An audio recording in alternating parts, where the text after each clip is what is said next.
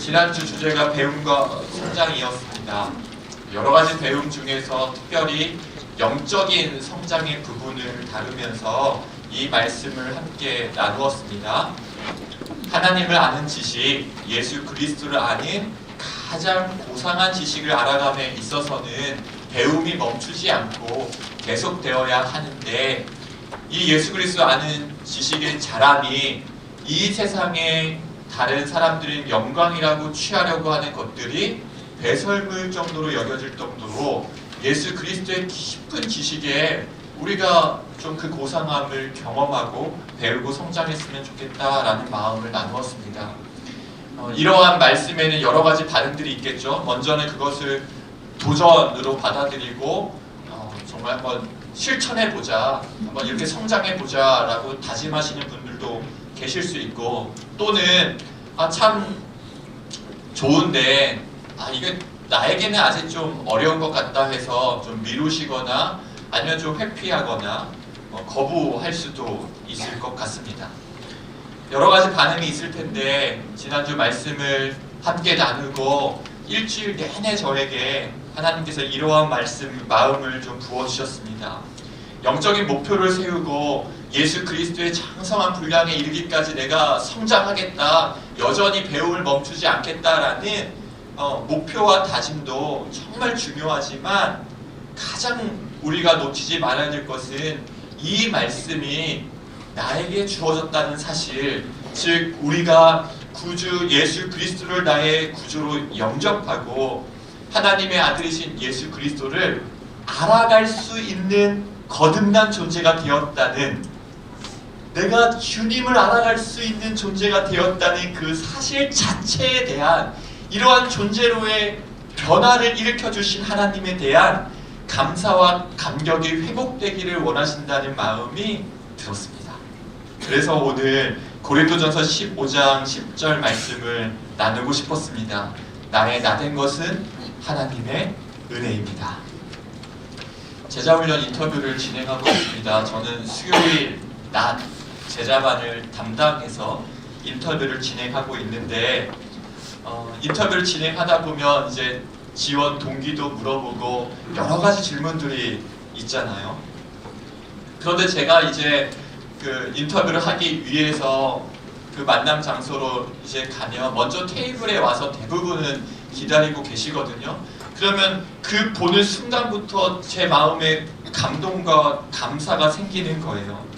영적으로 어둡고 혼미한 이 시대에 말씀의 권위가 떨어지고 좁은 길보다는 편한 길, 십자가의 길보다는 넓은 길을 선택하는 이때에 예수님을 닮고자 하는 마음으로 지원하셨다는 그 자체가, 그리고 주님을 닮기 위하여 나의 하루에 2-3시간, 3시간을 따로 구별하여 하나님께 드리겠습니다라는 그 마음 자체가 얼마나 감사의 제목이 되는지 모릅니다. 그런데 곰곰이 생각해 보면 지원자 분들의 훈련을 사모하고 지원해서 제가 하루에 2-3시간을 구별하고 주님을 닮고자 하는 훈련 받기를 원합니다 라는 지원자의 그 마음도 귀한데, 더 놀라운 것은 무엇입니까? 그 마음을 갖게 되었다는 사실이죠. 죄와 허물로 죽었던 우리가 예수 그리스도의 은혜로 말미암아 하나님의 자녀가 된 다음에 그리스도를 알고자 하는 소망을 갖고 있는 존재로 하나님께서 변화시켜 주셨다는 그 자체가 너무나 놀랍고 감사한 것 아닙니까?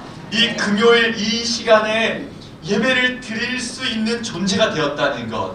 그래서 저는 우리 성도님들께 여전히 지금까지 믿음을 신실하게 지켜주시고 영혼의 닻이 되어주셔서 믿음의 후배들과 다음 세대들이 바라볼 수 있는 믿음의 선배요 멘토로서의 귀한 본을 보여주고 계신 것도 너무 감사하지만, 우리가 여전히 하나님을 예배할 수 있는 하나님의 자녀가 되었다는 그 사실 자체가 너무나 감사한 것 아니겠습니까?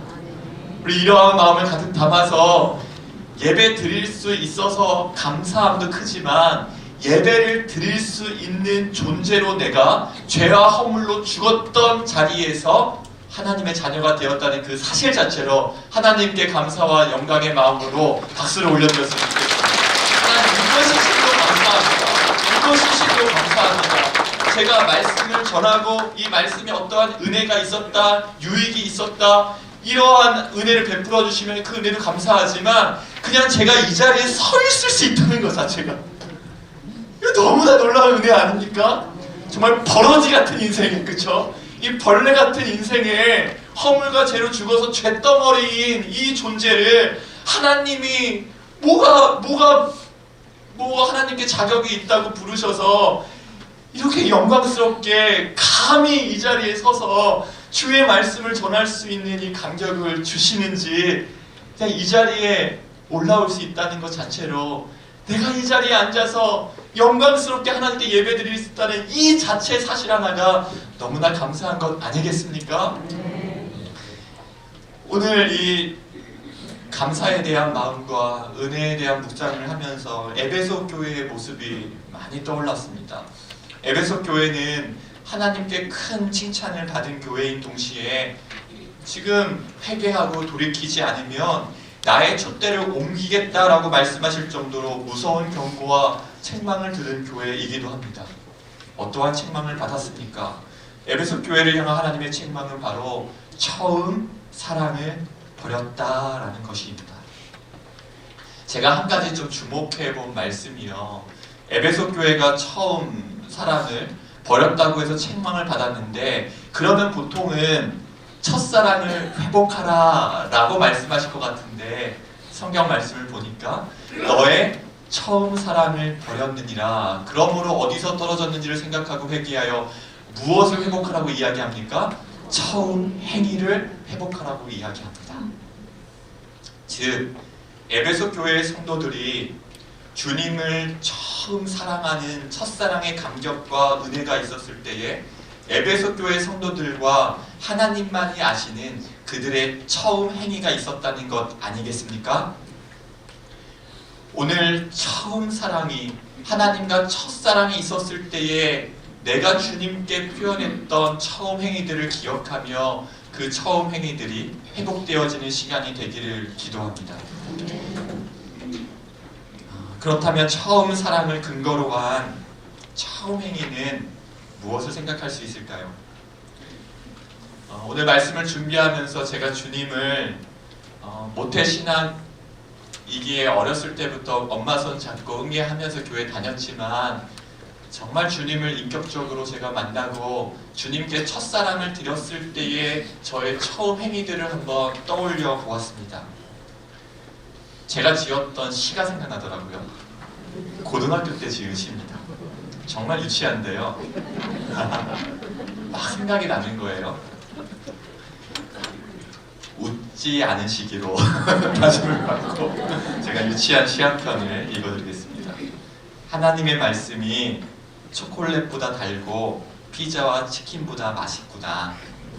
밤을 새워서 읽고 싶은데 내일 학교를 가야 하니 더 읽지 못하는 나의 마음을 누가 알아주랴.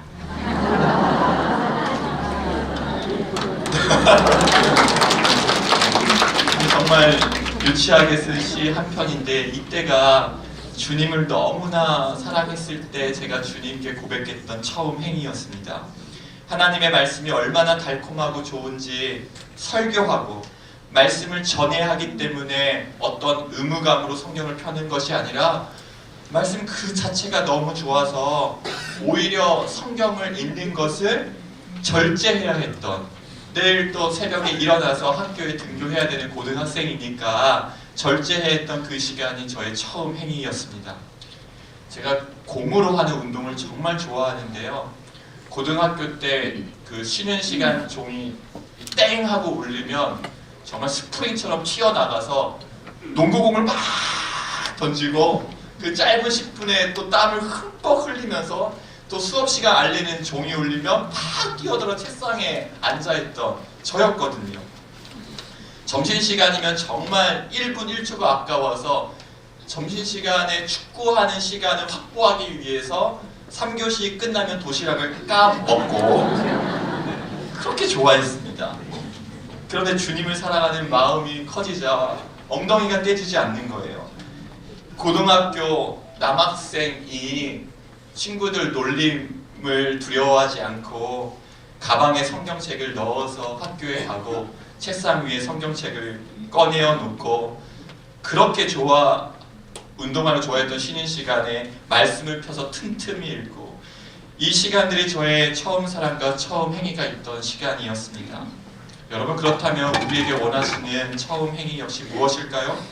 성경을 읽는 것을 어떤 의무감으로 생각하고 하루에 몇 장을 내가 꼭 읽어야겠다 이렇게 다짐하고 읽는 것도 너무 귀하지만 그저 말씀이 좋아서 나를 너무나 사랑하시는 하나님의 약속의 말씀이 마치 나에게 보내시는 연애 편지처럼 느껴져서 그렇게 성경을 사랑하고 읽기를 원합니다.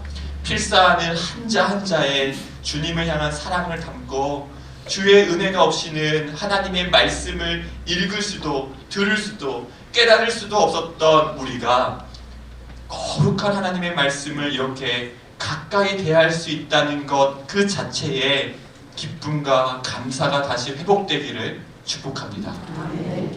우리가 회복해야 될 처음 행위가 또한 무엇입니까? 에베소 교회를 향한 편지를 보면 기도에 관한 사도 바울의 권면이 참 많이 나오는데요. 처음 행위의 가장 대표적인 모습은 바로 주님과의 교제입니다. 얼마나 하나님 아버지께 하고 싶은 이야기가 많아지는지 멈추지 않고 조잘조잘 거리는 거예요. 하나님 아버지 앞에 나아가면 주께서 부어주시는 주님의 마음과 말씀을 내 작은 가슴에 다 담을 수 없어서 펑펑 울게도 됩니다. 성경을 초콜릿과 피자와 치킨으로 비유했던 그 시간에 겨울 수련회에 있었던 이야기입니다. 교회에서 이제 겨울 수련회를 하는데 항상 저녁은 이 부흥회로 맞춰지잖아요. 부흥회를 마치고 이제 아이들이 잠자러 가거나 아니면 모여서 디비디비딥 하고 이렇게 공발바닥 세발바닥 하고 노는데 그때 제가 어디에 갔냐면 교회 옥상에 올라갔습니다. 공식적인 모든 기도회가 다 마쳤고 이제 자도 되고 쉬어도 되고 놀아도 되는데 여전히 제 가슴에 불이 남아 있어서 그냥 이렇게 기도를 마치는 것이 너무나 아쉬워서 누가 기도하라고 하는 사람도 없는데 기도 시간을 체크하는 사람도 없는데 이제 편하게 자도 되고 쉬어도 되고 놀아도 되는데 옥상으로 올라가 새벽을 맞이할 때까지 기도했던 기억들이 생생합니다. 청신학부를 다니며 누가 시키지 않아도 수없이 동산에 올라 기도했던 시간들, 산에 올라 기도하고 금식하며 기도했던 시간들이 저에겐 처음 행위였습니다. 이러한 처음 행위가 다시 회복되기를 간절히 원합니다.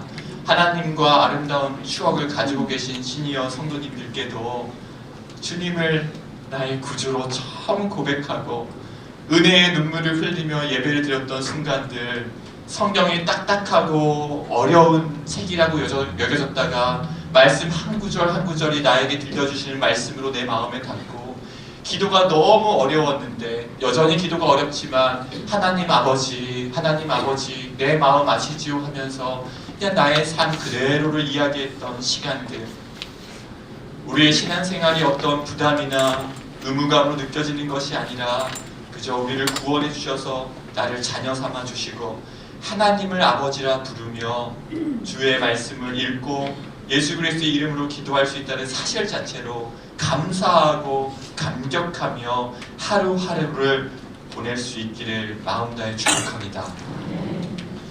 에베소 교회를 향한 경고는 다른 무엇이 아니라 처음 사랑과 처음 행위를 잃어버린 것이었는데 이 사랑과 감격이 회복되어지는 방학 그리고 시니어의 시간들이 되기를 정말 마음 다해 축복합니다. 주님을 향한 감사와 사랑의 마음을 우리 가득 담아서 감사해요 주님의 사랑, 감사해요 주님의 은혜, 목소리 높여 주님을 찬양하길 원합니다. 나의 전부 되신 주님을 찬양합니다. 이 고백을 올려드리겠습니다. 감사해요 주님의 사랑,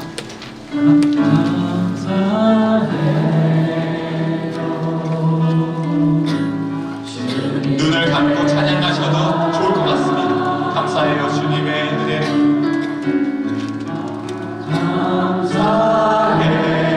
감사해요 주님. 우리 다시 한번 고백하겠습니다. 감사해요 주님의 사랑, 나의 처음 사랑과 처음 행위를 기억합니다. 주님의 사랑 감사해요. 주님의 은혜. 목소리 높여 주님. 목소리 높여 주님. 영원히 찬양해요. 나의 전부이신 나의 주. 목소리 높여 주님을 영원히 사랑해요. 목소리 높여 주님을 영원히 사랑해요. 영원히 사랑해요. 나의 전부이신 나의. 우리 눈을 감고 다시 한번 찬양하겠습니다. 감사해요 주님의 사랑. 감사해요 주님의 사랑.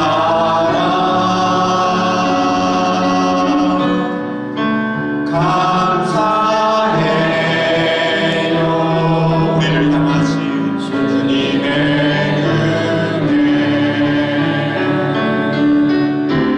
목소리 높여 주님을 영원히 찬양해요. 나의 전부이신 나. 우리 마지막으로 한 번 더 고백합니다. 목소리 높여 주님을 영원히 사랑해요. 목소리 높여 주님을 영원히 사랑해요. 나의 전부이신 나의 주님. 소원을 모으고 함께 기도할 때에 하나님 맞습니다. 제가 사실 그리워했던 것은 주님과의 첫사랑입니다. 사실 제가 지금 갈망하고 제가 원했던 것은 이 세상의 부와 영화가 아니라 주님과의 첫사랑과 구원의 감격이 다시 회복되는 것이었습니다. 주님으로 충분합니다 고백했던 그 시간들이 회복되어지길 원하고, 이 세상에 가치 있게 여겼던 것들이 하나님의 영광에 비하면 아무런 가치를 느끼지 못하고 주님의 말씀을 대하는 것, 주님의 이름을 나의 작은 입술을 벌려서 부르며 기도했던 그 시간들의 감격과 구원의 은혜가 다시 회복되기를 간절히 원합니다. 우리의 삶이 버거운 것은 사실 삶의 무게 때문이 아니라 주님의 은혜에 대한 감사가 식었기 때문이 아닐까요? 다시 한번 이 시간 주님을 향한 첫사랑과 처음 행위가 회복되어지는 이 시간이 되어서 영광 가운데 주님을 맞이할 수 있는 시니어 세대가 되기를 마음 다해 축복합니다. 주님의 은혜를 구하며 이 시간 다 함께 기도하겠습니다. 사랑하는 주님,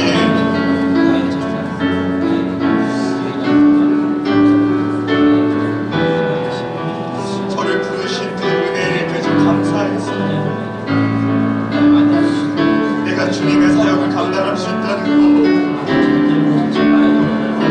내가 말씀을 전하는 자가 되었다는 것, 이 사실 자체가 너무나 감사해서 하나님 밤을 새도 즐겁고 새벽에 일어나는 것도 힘들지 않고 어떠한 사역이 주어져도 기쁨으로 감당했는데, 하나님 조금씩 지치고 조금씩 힘이 버거워지는 것은 사역의 무게 때문이 아니라 주님을 향한 감격과 구원의 은혜가 이전과 같지 않았기 때문이 아닐까 하나님 돌아보게 됩니다. 하나님 다시 회복하고 싶습니다. 다시 회복하고 싶습니다. 주님의 은혜에 깊이 빠져 날마다 주의 사랑 안에 거하며 그 그 구원의 감격을 노래했던 그 시간이 다시 회복되었으면 좋겠습니다. 하나님, 넘치는 열정과 에너지로 힘있게 아버지는 사역하기는 어려울지 모르지만 우리의 마음에 주님을 향한 그 감격이 더욱더 깊어지기를 원합니다. 세월이 흐르면 흐를수록 은혜의 깊이도 깊어지고 그 구원의 기뻐하는 우리의 마음도 성성의 것처럼 다시 살아나기를 원하오니 주님 은혜를 주옵소서.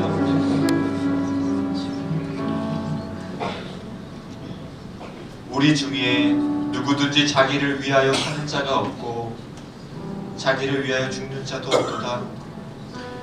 우리가 살아도 주를 위하여 살고 죽어도 주를 위하여 죽나니 그러므로 사나 죽으나 우리가 주의 것이로다. 사랑하는 주님, 이 말씀은 제가 처음 주의 종으로 부름받았을 때에 제 삶을 주님께 올려드리며 고백했던 말씀 구절입니다. 제가 말씀을 전할 수 있는 자리에 있다는 것 자체가 너무나 감사했고 주님의 몸된 교회의 어느 한 자리 구석이라도 섬길 수 있는 것이 너무나 감사했는데 하나님, 혹시 우리가 우리에게 주어진 섬김과 사역에 있어 버거워하고 점점 힘에 부치다면 사실 그것은 사역의 무게 때문이 아니라 우리를 부르신 주님에 대한 감격과 감사가 식어졌기 때문 아닐까요? 눈물의 골짜기를 지날 때에도 주님의 함께 하심이 느껴질 때에는 감사로 극복할 수 있었고 아무리 삶에 무거운 짐이 주어진다고 할지라도 주님과의 첫사랑이 살아있을 때에는 주님과의 교제로 함께 하심으로 도우심으로 인도하심으로 거뜬히 이겨낼 수 있었는데 점점 삶의 무게가 버거워지고 힘겨워지는 것은 사실 삶의 무거움 때문이 아니라 주님을 향한 사랑이 식어졌기 때문 아닐까요? 하나님, 방학을 맞이하며 점점 은혜의 자리에서 멀어지는 것이 아니라 다시 처음 사랑과 처음 행위를 회복하게 되는 은혜의 시간이 될 수 있도록 주여 은혜를 내려 주옵소서.